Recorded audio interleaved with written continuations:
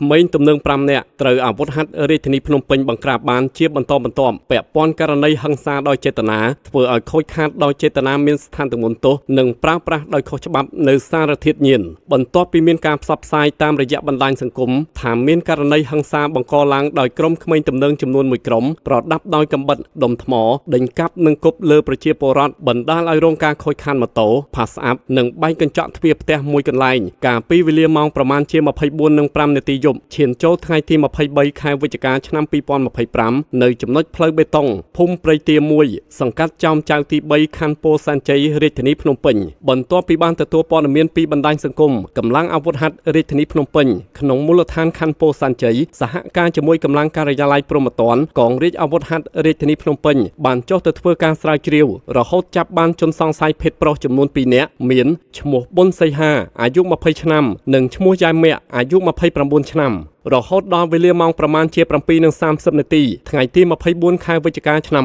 2025 កម្លាំងអាវុធហត្ថខណ្ឌពោធិ៍សែនជ័យបន្តសហការជាមួយកម្លាំងការិយាល័យព្រហ្មទណ្ឌកងរាជអាវុធហត្ថរាជធានីភ្នំពេញបានឃាត់ខ្លួនជនសង្ស័យចំនួន4នាក់បន្ថែមទៀត1ឈ្មោះឌីសៀពេញហៅច្រើនភេទប្រុសអាយុ15ឆ្នាំ2ឈ្មោះយ៉ានីសិនភេទប្រុសអាយុ18ឆ្នាំ3ឈ្មោះខុនវាសនាភេទប្រុសអាយុ18ឆ្នាំ4ឈ្មោះខានតាំងអភេទប្រុសអាយុ17ឆ្នាំបញ្ជូនទៅការិយាល័យជំនាញនៃកងរាជអាវុធហត្ថរាជធានីភ្នំពេញដើម្បីចាត់ការបន្តតាមនីតិវិធីចំពោះជនសង្ស័យឈ្មោះយ៉ានីសិនភេទប្រុសរកឃើញមានវត្ថុតាងសារធាតុញៀនម្សៅក្រាមពណ៌សជាប់ខ្លួនត្រូវបានបញ្ជូនទៅកាន់ការិយាល័យប្រឆាំងគ្រឿងញៀននៃមន្ទីរស្រាវជ្រាវនិងបង្ក្រាបបទល្មើសកងរាជអាវុធហត្ថរាជធានីភ្នំពេញដើម្បីចាត់ការបន្តតាមនីតិវិធីវត្ថុតាងចាប់យកម៉ូតូ1គ្រឿងកាំបិតប៉ាំងតោ2ដើមនិងកន្ត្រៃ2ដើមសោម៉ាឡេត1ដៃកោះ1រណាអាដែក1រួមនឹងសម្ភារៈមួយចំនួនទៀតក្រោមវិធានការជំនាញក្មេងទំនើងទាំង5នាក់បានសារភាពឲ្យដឹងដូចគ្នាថា